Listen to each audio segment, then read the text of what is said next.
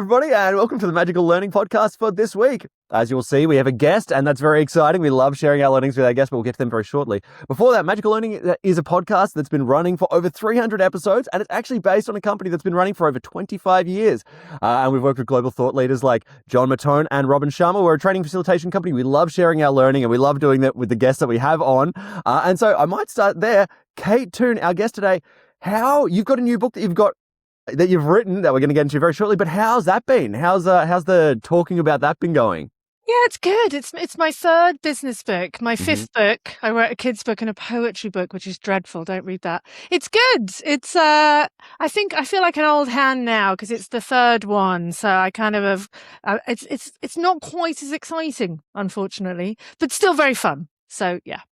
Well, we're glad to be here with a tempered excitement for the new book. But no, Kate, I think that we were just talking about this before. I love the premise of your book. So let's get into this one because we're going to be talking about your new book, Six Figures in Sales, today. But that comes within the context, as you said, of two other business books that are also very interesting.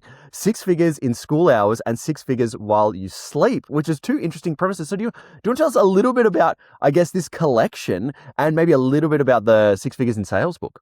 Yeah, so I wanted to do a trilogy because I'm a big fan of Lord of the Rings. So I wanted to, start in Hobbiton and end up in Mordor, which I think I've done. So the six figures thing was a bit tongue in cheek because, everyone's all like, I've had a six-figure launch and it's so meaningless because is that before tax, after tax? Is that profit? Is that revenue? Whatever. Is it $100,000 or 990? It's nonsense. That was kind of the context of the six-figure thing. And then In School Hours was really a book about how to manage being a parent and having a business and feeling bad at both. In Your Sleep is really a book about turning your skills and services into passive income, like courses, memberships, that kind of thing. And then In Sales is just a pure sales book. And it really is the one I probably should have written first because my background is advertising. So I just wanted to have one book where I put everything I've learned about doing sales that doesn't include Facebook ads because I hate paying money for Facebook ads. So yeah, that's my little trilogy and now I'm done and I shall never write another book. Well, we don't know. Maybe. Well, congratulations for dropping the ring in the fires of Mount Doom, as it were, and sailing back I am Gollum. Does that make me Gollum? I think so, yeah. Well, I was going to say, Kate, that's really interesting because you've set up actually a framework, but we want to talk, I think I want to get a little bit of context about you talking about a little bit of advertising and stuff. Do you want to give us a little bit about who you are prior to getting into these books? Yeah, so my background was events and then advertising. So I worked, one of my best jobs was working at Ogilvy in Australia on some big brands like American Express and Qantas and Commonwealth Bank as a creative and a producer. So I kind of jumped from both sides. And then I went back to the UK and I worked with IBM and Microsoft and BT, came back again and ran an ad agency for a while, mostly digital. And then when I got pregnant, I gave that all up and started my own business. And I did start in the world of copywriting. So I was writing copy for brands. And then I moved into SEO and making people be found online. So that's really my background. But the thing I think that's useful is that I took all that big agency knowledge and applied it to my small business and used similar tactics that most small businesses might not think are for them, but they do work just the same. But also, as I said, from a very early point, I don't like paying for advertising. A, because at the beginning I had no money, so I couldn't. And then B, now I don't really want to give any money to Zuckerberg and co. And also I find, meta ads are a bit hit and miss. And they're quite difficult to make work. So yeah, that's my background. Wow. Well, I think that you are covering something that a lot of people are going to be interested in. And certainly from my perspective is someone who is creative that understands sales. That is a interesting Venn diagram that you don't always see. So I'm glad to be talking to you today because that's definitely something that I'm going to have to chat about. But, well, maybe actually let's get into Danette's question here because I think Danette's question gives us a little bit of, it teases up nicely based on what you were just talking about, which is based on the idea of six figures in sales. What do most small businesses get wrong when it comes to sales? I think they think it's a dark art or that it's evil in some way. We tend to think of salespeople as kind of manipulators, slimy, sleazy. First thing that comes to mind is like a car salesman or a real estate agent. And it's like they're forcing you to buy something you don't really want. So if we're that premise, we're not going to want to sell things because we don't want to be that person. If you change that in your mind to think you're really selling things to people who do want it, they just have a few objections or concerns or worries, and they'd like you to help explain the product so that they don't make a bad purchase decision. Now, in that process, you may lose some people because it isn't the right product for them. But in that process, you'll make other people feel so good about the purchase decision that when they buy, they don't have that kind of regret afterwards. So I like to think of it as some people have a disease, you have the cure, and you're just explaining your product or service. And if you love what you do and you love what you offer, it should come pretty naturally. And you don't need to manipulate. Your enthusiasm for what you're doing will sell itself. Yes, that's very interesting because often, I think of just any of my days in sales, they're often just so numbers focused. Like it's focused on what is the outcome of this and it's not thinking about what's the benefits of our product, and I mean, there definitely have been times where I've had to sell products that I definitely didn't believe in. And that's really hard. Yeah. Yeah. And I start the book talking about how I had to sell aerial photographs in a council estate in Liverpool. And it was impossible because I didn't like the product. I didn't want to be there. And I think clients can sniff that. Whereas, when you get someone super excited talking about what they're doing, the excitement wears off on you and you feel enthused and you want to buy it. So yeah, I think that's enthusiasm is quite important. Yes. Okay. So, Kate, there is something that you've said already that I feel like we got to start going down because I'm fascinated by, and it's something that I know a lot of people balance all the time, which is that concept of niching down. Have I niched down too far? I don't want to niche down too far. All of this stuff. And actually, as you were saying that, an image popped into my mind that I saw yesterday, which was someone on my tram route home has a purple house. Okay, and it really stands out amongst all the other houses. Like it's just totally looks like something out of Dr. Seuss. And to me, that's a certain interesting level of niching because most people are going to reject that house, but people that like that house are going to be like, wow, finally someone speaking my language. So I guess, you've worked in advertising with huge companies that, that they've got to have an interesting level of how niche do we want to be versus how broad. How do you start looking at that conversation? Because it must be different, obviously, for everybody, but how do you look at that sort of problem? Yeah, I mean, it very much depends on the product. If you can go super niche, but you have a high value product, you don't need hundreds of people to like what you do. And I think, again, a lot of small businesses, they need to really look at how many customers do they actually need to break even and to make us profit. You don't need to appeal to everybody. If you're like a garage in Whoop Whoop, you can only service 20 cars a week, right? So you need to have 20 customers a week, and 10 of them will probably be people who've already been to you before. So it is a numbers game, but often the numbers aren't quite as big as we think. I think if you're in a mass market product where you can sell infinite amounts of product, then unfortunately you probably do need to be a little blander because you need to not offend. You need to appeal to everybody. But the problem with trying to appeal to everyone is a bit like, if I ask you now, and please don't give the wrong answer because I'll get very annoyed. What's your favorite ice cream, Jez? I'm going to say chocolate. Okay, well, that's pretty generic, but at least you didn't say vanilla, right? Because no one's favorite is vanilla, or very rarely, right? And you don't want to be vanilla because it's better to be remembered and be memorable, which sometimes means you're going to be divisive. And I think great marketing and great sales is as much about people not liking you as liking you and being okay with that. That's why we have a sales funnel and the funnel gets smaller and there are fewer people in it as you go down it. You are not for everybody and that's okay.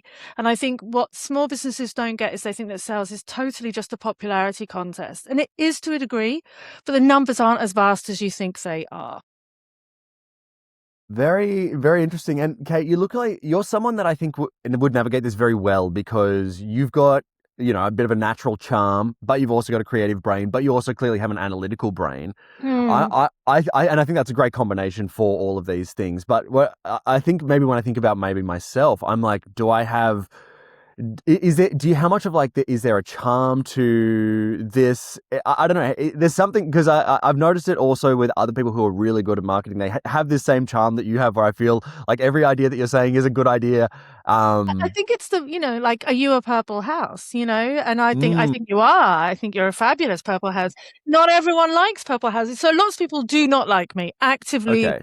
dislike me. I've had emails. I had a great email from someone saying, "You're too ugly to send me emails," which I loved. So good. That was brilliant. Great social media content. And now I run a bookshop in my hometown. And, it's very popular and do well, but some people just absolutely hate me. And for no reason. So I think what comes across, what you're picking up on, is people who are comfortable with themselves, good or bad, and it resonates with you because we're both Purple House people, right?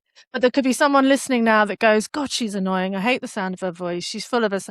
So I think you've just got to be comfortable that not everyone's going to like you, and that's okay. And once you accept that, then you can truly be yourself.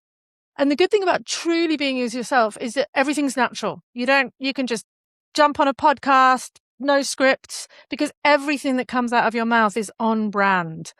Everything is right for you because you are you and you are your brand. So it's a big relief. I don't think I got there until about 10 years into my business, when I was really just like, I'm just going to be myself and I'm going to stop trying to copy everyone else. And some people are going to like me, but a lot of people aren't. And that's okay because I don't need everyone. Yeah. Wow. Okay. Well, that's great. That explains. That really explains that for me, and that's good. We share a cool resonance there. But I guess this instantly makes me think of the concept of a brand voice, which I'm sure you've worked with before. And I love that. I think that authenticity is, I'm sure, what every brand would love to be able to do, like come out and just be like, look, I just want to be myself. But I know some brands, they may not have the charisma, for example, to just be able to do that. Like, do you have any ideas around that? Because we were talking about sort of bland versus sort of niched before as well. And I think obviously you have the way that you're doing it is excellent. But yeah, do you have any sort of thoughts on maybe people that have a bit more of a broad brand? Yeah, like I don't think it's about charisma. I really don't. And I don't think it's about being an extrovert or being really funny or being really affable. To be honest, like if I'm hiring an accountant, I want him to be really boring. I want him to be called Alan, maybe Sue. I want him to be detailed orientated and talk quietly and be really into spreadsheets. I don't want him dancing on reels in nipple tassels. Do you know what I mean? So you are who you are, and there is someone for everybody. And as I said, my brand of how I do things is not for everybody. And there's other people in my industry who do exactly what I do for exactly the same price with exactly similar experience. And someone will pick them because they're just their person. Introverts tend to attract introverts, blah, blah, blah. So I don't think it's about being charismatic. I think it really is about being confident in yourself. And if you are dull and detail focused, embrace that because a lot of people want that.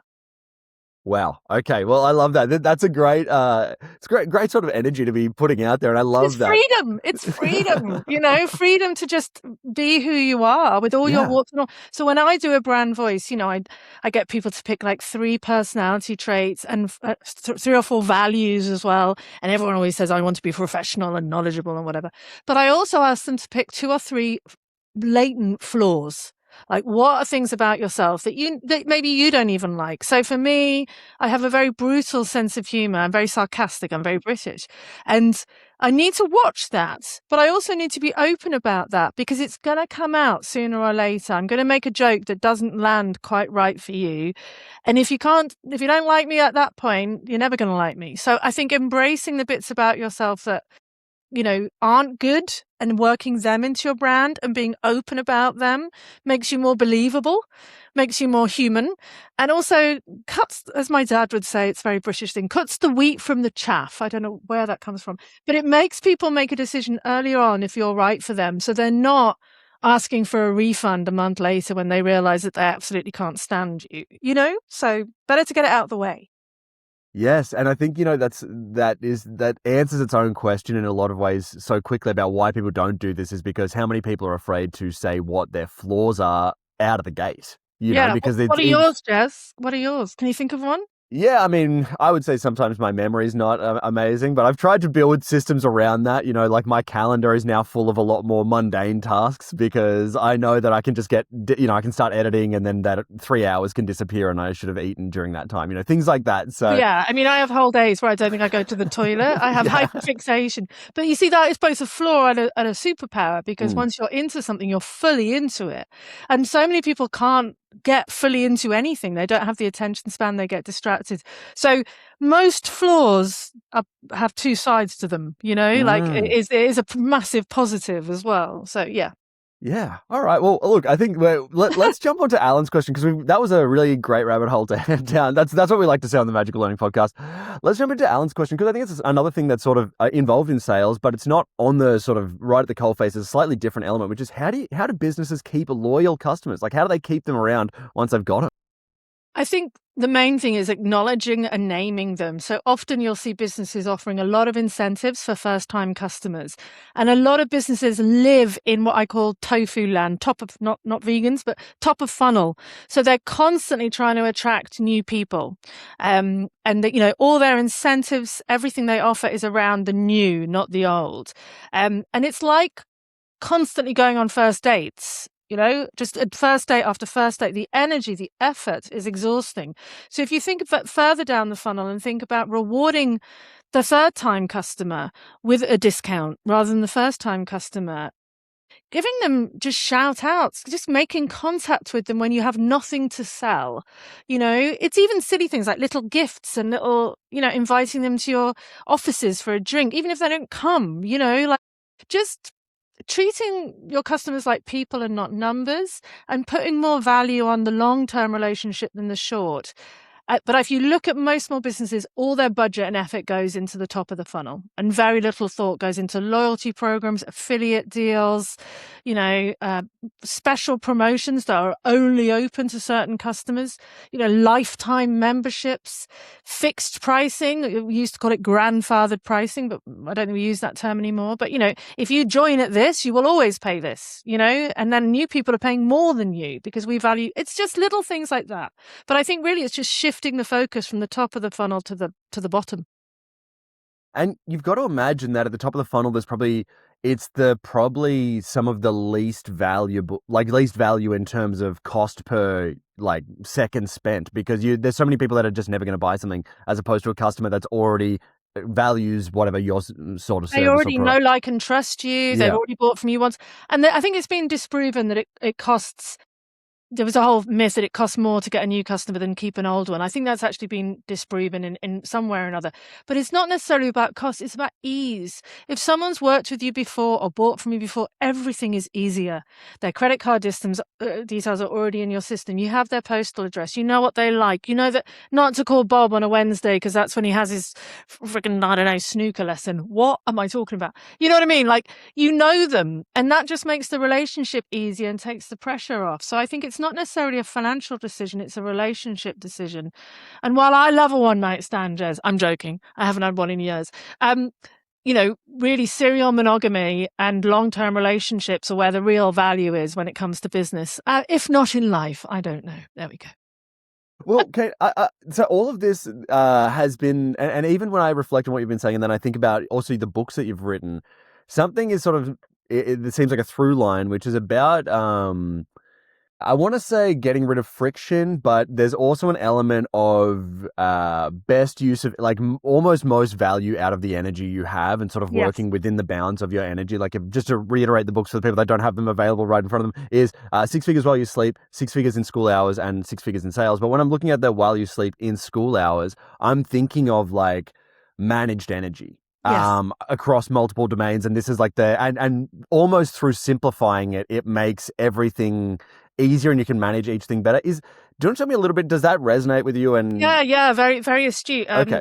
So a purple house. I think I've always had limited time. I started my business with a literal baby in my tummy, and then now my baby is a big spotty, hateful 17-year-old. And so is my business. So I've always had limited time. There's always other things I'd rather be doing. I'd rather be doing something else. I'd rather be, even if it's just watching Netflix and eating crisps. So I want to get the maximum juice. But I also believe, sounds to me like we're similar in that we have big bursts of creative energy and then we don't. And so I have to ride that roller coaster of really getting the most out of what I can on the days when I'm good, when I'm full of ideas and I'm flowing, and on other days, letting myself, not putting too much pressure on myself. I believe that you wake up in the morning and you do have a certain amount of creative juice, and you use a lot of that up scrolling on internet. Even if you're just consuming content, that can use up your creative energy. Conversations can use up your creative energy, especially if you're introverted, fiddling around on the computer. So we need to try and use that creative energy as it's like rich and juicy. We need to use it very carefully and not squander it. Yeah. So, and as I get older, time becomes more and more important, and I want to spend less and less time working. So I'm always looking at ways to maximize that. Right. And so can I ask, because I think that there's going to be two opposite ends of the spectrum, and I think you and I'd probably down a similar end, but there will be people from the opposite end that will probably also want advice. So my guess is, like you were saying, we both probably have different elements of creativity that are activated at different times that, like for me, sometimes my biggest problem sometimes can be, speaking of flaws, is picking which one to work on, because if I sit down, if I have any free time across a day, a couple of different ideas will pop up. Maybe a video idea will pop up, idea for a podcast segment might pop up, whatever, different things. And it's about, for me, my whole life has now been, how do I prioritize which ones are actually going to be good to do, that'll give me something or might be valuable in the future, whatever. But there'll be people on the other end of the spectrum that rarely are creative, and of course, they're going to need time to do sort of other, like, their creative tasks, or maybe they'll have time to just relax. But I guess there's two opposite ends of this There spectrum. really is. There really is. And you do need both. It's yin and yang. So if Okay. you're a hyper creative person, obviously you need to work on implementation and project management and steps. You need to be able to say, well, this is what I want to do. Here it is over there. Now I need to work all the way back until I can understand the first step. If you're a non-creative person, the blank page is your biggest problem. You just can't think of an idea. And we're very blessed, but also cursed now that we have this beast called AI sitting in the corner that will do all of this for us. So you have a creative idea, you've got 3, you put it into ChatGPT and say, which one would you do? And it will tell you. And if you just trust it to a degree and trust your gut as well, then you can say, well, great, can you write me a week-long plan of activities that will take 30 minutes a day to get this done? If you're not a creative person, you can go, I need to come up with a campaign for my real estate office that involves autumn. Can you come up with an idea? And it will say, yes, here's your idea. And then you probably are a bit more linear and you'll be able to work out how to deliver that, So we're very lucky now that we have resources that can help us do that. But both those sides, both those ends are cursed. Being a highly creative person with loads of ideas is a challenge. And being someone with no ideas is a challenge. But they're both difficult. Yeah, and I'm sure working in advertising, you run into both all the time. You do. And the biggest problem I see with all small businesses and everybody everywhere is the inability to finish something. Finish what you've started. Finish one thing before you move to the next thing. And then not just finish it, but try it for a while. The number of people who've, I run a program where I teach people how to do courses and workshops. And they'll make a workshop and they'll put it for sale and it won't sell. And they'll go, well, it didn't work. And I'm like, what? Talk to me in 3 years when you've tried to sell that again and again and again, because it's the 6th time that you might get momentum. People give up too quickly and people don't finish things. And I think that's the reason why a lot of small businesses fail. That is really interesting. Let's jump into this a little bit, and then we'll come back to some of these questions, because they are some really good ones. Resilience might be the wrong word. I'm not exactly sure it's the right word, but it's in the wheelhouse of kind of what we're talking about here in terms of, yeah. Because I used to do stand-up comedy, and it's fascinating people that live in that world that are semi-successful, but never make it, because if you can imagine comedy is sort of like the mountaintop might be having a lot of Netflix specials, then it might be having one, then it might be being a professional comedian touring constantly, then it might be below that might be regularly being on nights, and then below that might be occasionally being on nights, and then below that is just open mic, right? And that's that's essentially the mountain of that. And at each level, people are being cut off, right? It's like the Maslow's pyramid of comedy. Yes, I love it. Yeah. And so at each level, obviously, there's less and less people in that group. So less people qualify. And what you find is in that, not the bottom rung of open mic, but that next one, occasionally booked, there is a very, very interesting spectrum of talent there, because it's a combination of people that are really talented, that are new, that aren't refined enough to be consistent. Like, they'll have some really good shows and then they'll have absolute stinkers, and you can never predict night to night which one it's going to be. And then you'll have people who sort of, I would say, consistently deliver a C- performance, but you can guarantee that's going to happen. So that's kind of the tier, is it's like this. And so what's fascinating with that is the people that end up that are that C- thing, they end up very bitter but they end up getting booked often. They end up bitter because they don't progress, but they end up getting booked because people know what they are. They're a consistent thing. And so, yeah, it's fascinating in that Where were world. And you like, in that pyramid then, Jez? I was in that. I got into that tier, and then that was it for me. I But think you're right. I think it's persistence yeah. and resilience and persistence. I think it's true because I now work in the book. I mean, I have books, but I Hmm. own a bookshop, and there's a lot of writers who, they're never going to be Trent Dalton. There are the biggest seller last year was Mel Robbins of all people, who I think sold 350,000 copies of her book Let Them in Australia. Most books sell 1,000 copies, even with the big five publishers. And then they'll publish another one and it will do the same and another one. And they still get deals and they still get published, but they're never cutting through. And I guess, you then have to ask, well, why are you doing it? And what is it for you? And are you in it for the money? Are you in it for the doing of the do? It's a difficult one, isn't it? And it changes over time.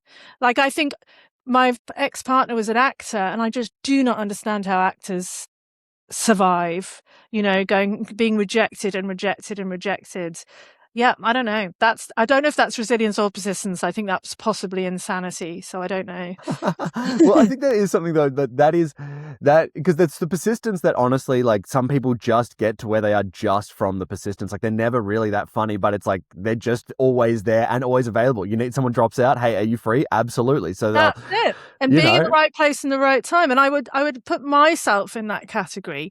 Like, am I the best writer in the world? Absolutely not. I'm not the best copywriter in the world, but I've turned up and I've been around for a long time and I wake up every day and I come and I do something and I don't give up, and was it easy writing 3 books over the space of 3 years? No, but I got up in the morning and I bloody did it, and so I think some people have the ability not to beat themselves with a stick, but to just plod on until they finish stuff. And that is underestimated because we think success is all shiny and big achievements and whatever. But most of the people who succeed are the people who plod on. They are the C- comedians who get booked because you know what you're going to get. And I'm happy to be a C- comedian, whatever. well, actually, let's talk about some of the integration because I think Kanika's got a great question here about sort of the integration of owning a bookstore, being an author, and sort of. So let's get there. Have you taken any lessons from being an author and a book retailer that relates to word of mouth or really anything in sales? Like, how has that integration worked for you, and have you learned any lessons from it? Yeah, absolutely. Because in the book world, you do get certain titles very much pushed upon you. The reps are like, this is going to be the big thing. And you know that it's not for your bookshop. You know that no one's going to buy that. And there's incentives and you get free posters if you promote that book. So there's a degree of, being a sure thing isn't always a sure thing. There's also just the ones that suddenly pop out and do great. But really especially with independent bookshops, word of mouth is everything. So if I read a book, and obviously we get hundreds of books every month. If I read a book and I like it and I go on social media and talk about it, we will sell 30 copies the next day because people have trust in me and they have trust in my opinion and they know what I like. And I don't review books I don't like. So if I don't mention it, I haven't liked it. And that is powerful. That is more powerful sometimes even than a big marketing budget until you become a sure thing, until you become Trent Dalton, who's a lovely man as well, or, there's a million other ones, until you have that big marketing budget behind you, because most authors have no budget behind them. They couldn't possibly promote every book. So, yeah, it's been interesting to see the darlings and what's in vogue. So at the moment there's a big trend for tradwife books. I don't know if you've heard about this, but yesteryear, and that is now done. So if I were to write a tradwife book this year, it will never come out. We're done with that. So there's themes as well, and there's timings, and it's complicated. There's a lot. That is very interesting, and I guess there's obviously trends in all industries. Yeah, In podcasting, obviously the big trend is moving towards video. But there's much smaller trends that are happening sort of within that universe. But I guess let's talk about sales in the 2020s because there's trends there. So Allegra's question is: has sales changed in the 2020s? Yes, I think with the advent of AI, people are desperately keen to get back to humanity. So I think we are actually going back into relationship building. I think for small businesses, still a lot to be said for print. Like a little poster, a little flyer goes a long way. Like we don't think that's cool, but it kind of is. Depending on your demographic, even newspapers and stuff still work. But I think the main thing is, for me, and it always has been, and it's what I talk about in the book, is building a community of raving fans who will advocate and promote you when you're not in the room. And that is done through relationships. Very hard to do that with Facebook ads, very hard to do that with just traditional cheesy tactics. It's about being, it's the theme for the whole podcast, really, being a genuine person, good or bad, sharing of yourself, not just your business, but a little bit of your real life as well. Not all your sad stories, but something. Caring about customers, especially the long-term ones, and giving something back, having that feedback loop. But I think advertising is definitely moving towards humanity and away from AI, because we don't want to be talking to a bot, you know? Yeah, and it's so interesting. I think that like we've done a whole episode on with as our team about the concept of detechnologizing now, because it's Yes. really like the first time ever. I mean, this is just like I think this is the first time ever where we have had to decide to slow down personally, because that's never happened before. It's never been overwhelming in the same way. Like even when you think about something like an advent of a TV that had daytime TV for a lot of the time. So, even if if you did want to commit to the television, you weren't going to get high quality stuff the entire time. It was going to be, you just have to kind of commit to whatever's there. And that would sometimes be worse than not watching anything at all. But now that's not the case. Now there is always something more interesting that you could be looking at in a sort of immediate technological sense. But now you kind of have to select these moments. I know so many people that are going back to crafts now. Like I'm doing it, like this little thing that you can see here is a little embroidery I've done, but all these are other artworks from, my friends and stuff like that. And it's cool that this is, I love it. It's doing stuff with your hands. Like we've just started a knitting club at the shop. And amazing. Then we're doing something called the Lost Letter Club, which starts on Sunday, which is just the art of sitting together and writing letters to people or yourself. And it sells out immediately. Immediately, people are desperate to come together, to feel less lonely, to do something with their hands, do something real, grub around in the dirt. See, that's what we want to do. So I love it. I'm going to be running naked in a field in Hessian underwear at the end of the day, making soup and sourdough bread. No, not sourdough. But I think we're all desperate to get back to that. And yes, we can use AI and technology to automate here and there if it makes our life easier, but often it doesn't make your life easier. You automate, like you have podcast bookings and we had a bit of shabobble of getting our session. We could have got a bot to send us a calendar invite and put it in our diary and blah, blah, blah. And it would have probably all worked, but I actually quite enjoyed having the back and forth and the chat. Do you know what I mean? Yeah. Like we mustn't miss out on the opportunity for human connection and just give it all to the bots, because sometimes it's that little human connection that makes all the difference, The thing that I'm finding the most interesting and is that, like, I don't know if you know this, but social media use has declined since 2024, which is fascinating. Yeah, which is fascinating because you wouldn't think that. You just think it would be it would be a graph that goes up like this, but it actually hasn't. And it's fascinating to me because it just means that we've already hit the peak of whatever that was. And so there's whatever reaction is happening is already happening. And it swings and roundabouts, isn't it? Like there was a game I used to play when I was a kid. This is so irrelevant and a complete tangent, Jez, but I think you'll appreciate it. It was a very early computer game where you had rabbits and foxes. And if you had too many rabbits in, the fox population would go massive, and then the rabbits would all die, and then the foxes would die because there were no rabbits, and then the rabbits. And that's where we're at. We've gone so far towards automate AI, social media, and it's coming back. And I notice this a lot with my son, who's 17. This is a new generation. I'm 52. You look about 18. 32. 32. Yeah. But, his generation, they're not on social media. He doesn't use, Instagram or Facebook or Threads. He may be on TikTok a little bit. A lot of YouTube. He watches a lot of video, and he has chat things that he chats with his friends in. But that's it. And, it's the same as like a lot of kids his age don't drink at all. Don't drink at all. Not interested at all. And yet it was such a culture a couple of years. So I think it just goes up and down. And I think we are getting back to sort of all living in huts and, as I said, weaving our own underwear, which I'm looking forward to. Yes, exactly. Yeah, and I mean it is fascinating exactly because part of that push, honestly, and I find sometimes myself, there'll be sometimes where I'll be on social media and I'll get 3 AI generated bits of content in a row. And if you look at the description, it doesn't even match what the thing is. It's like they're not even trying anymore. They're just spewing out anything. And I'll go, what am I actually doing? Why am I here? Yeah, what exactly. am I doing? Go hug a dog. Yeah. Exactly. So, yes, no. All right. Let me jump into another question here.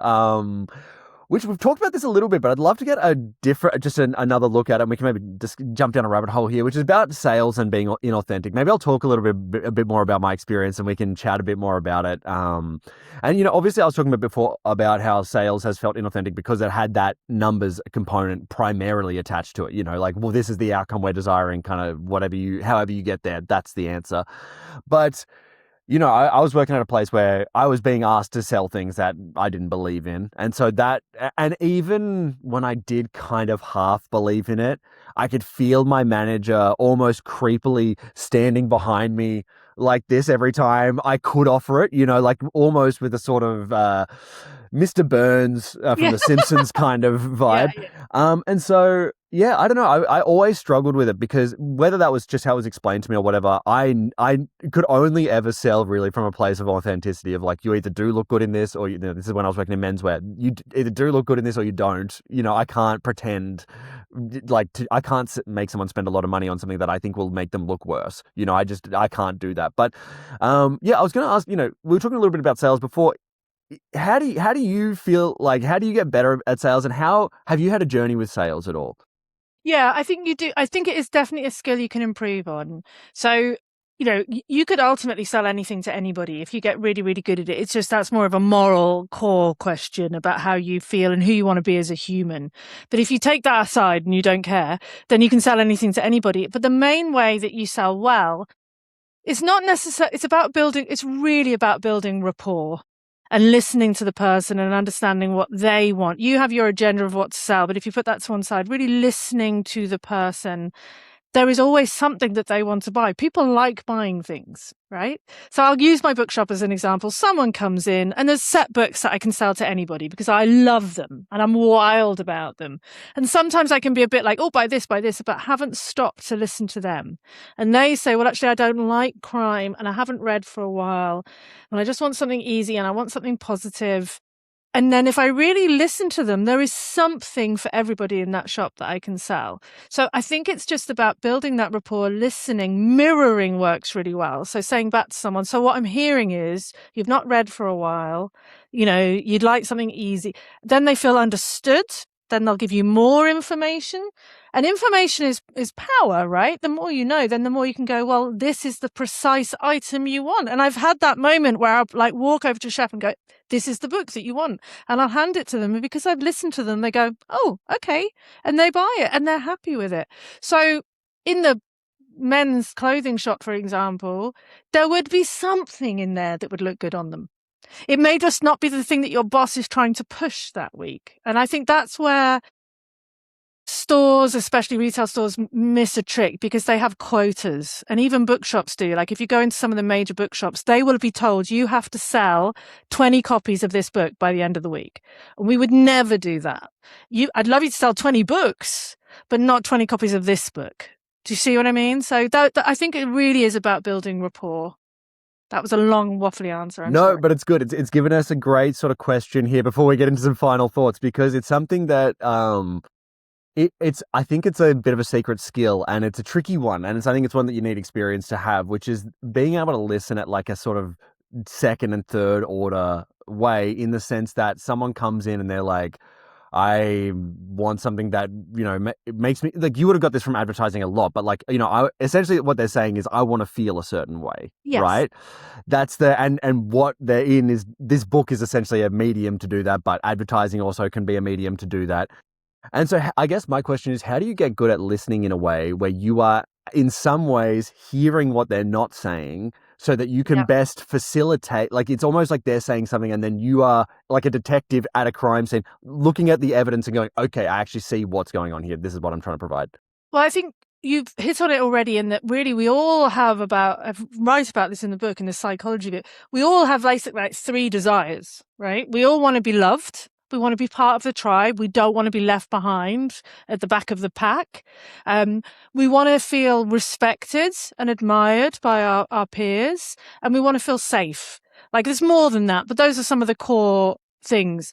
So everything we buy and everything we do is trying to get those three things ticked off. So when someone comes into a book and they say they want a book about, Bolivian architecture in the 18th century, they want to feel intelligent. Why do they want to feel intelligent? Because they want respect. Why do they want respect? Because they think that that's going to get them kudos in their peer group. Why do they want that? Because they want to be loved. And they want to feel safe and they want to have friends. So if you remember that, I think it's the thing of like, everyone's got their own stuff.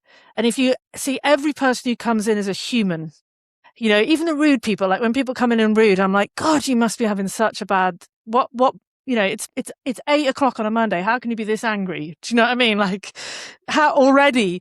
And I think if you just see the human in people, really try and see the human in people and what they're really, that everyone's a bit lonely, everyone's worried about everything, everyone's frightened in this scary world, and that your job is not to sell them something they don't want, but maybe just sell them a little something that makes them feel a bit better today. A little something.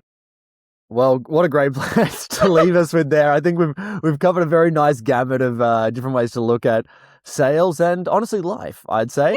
Yeah. Kate, I'm just going to say we're getting into the final thoughts here because I took a lot of notes down here. Well, you're a good listener. I could see you making notes. So you're a good listener. I mean, honestly, sometimes, to be honest, take it back to the beginning. Sometimes it's because I had an idea and I'm going to forget them. So I jot it down because it definitely is going to disappear. But just ideas around like that. This is such a simple one, but that concept of tofu land, and I have never thought of those two things as being as ways that like you're keeping your customers can just be the business, and you don't even necessarily need lead generation if you're really good at that, and then so much energy is spent on lead generation. So that was one that really kind of rocked me, but just also that last bit on being loved, respected, and safe. And we've had people on before say like, you can always sort of reframe things with like, how does this help this person feel safe is another way to kind of look at people's behavior all the time. But loved, respected, and safe as a sort of triangle that you can coordinate between is really interesting. I mean, there's a lot of interesting stuff in there, but to me that's just such the heart of it that all of these are kind of little tendrils of. But did you have any final thoughts on today's conversation and anything you want to leave our listeners with? No, I mean, I've just really enjoyed it. And sometimes when you talk about these things and you ask questions, it actually helps you articulate your thoughts better than you thought you could. I'm not doing a good job now. But I think that, so, my final thought is that loved, respected, and safe. And I think that covers everything we've talked about being human, about really understanding what other humans want. And that, the robots can't quite do that yet. They can emulate it. And all they're trying to do is emulate us, but they're not quite there yet. So just finding the human in everything you do and being a decent human, whatever that means to you, I think is the key to great selling. And, as you said, great life. Well, what a great place to leave people with a chat about Six Figures in Sales, which is the new book. Kate, where's the best place for people to A, get the book, and B, reach out to you if they want to get in contact and have a little bit more of a chat with you and your mind? And my terrifying mind. Well, luckily, I'm quite good at googly stuff. So if you Google Kate Toon, you will find all my various bits and bobs and my little bookshop. And Jez, if you're ever in Umina or on the Central Coast, you've got to come and visit me. Great. That sounds excellent. I would love to. And that applies to, I'm sure, all Magical Learning viewers and listeners. Yes, fantastic. I'd love to see you all. All come, please, immediately. And make sure you don't buy books that you haven't reviewed because we know they may not be that good. Who knows? They got to talk to you first. Kate, thank you so much for being on today. Thank you for sharing all this. I am sure people are going to be really excited to check out the book and also these other books that you got going on. I want to thank you so much. I want to thank all the team for sending in their questions. I want to thank our audience for listening and viewing. If you aren't viewing this, you can check it out on YouTube and Spotify. But if you want to listen, you can do that wherever you listen to your podcast. Otherwise, everybody, have a magical week.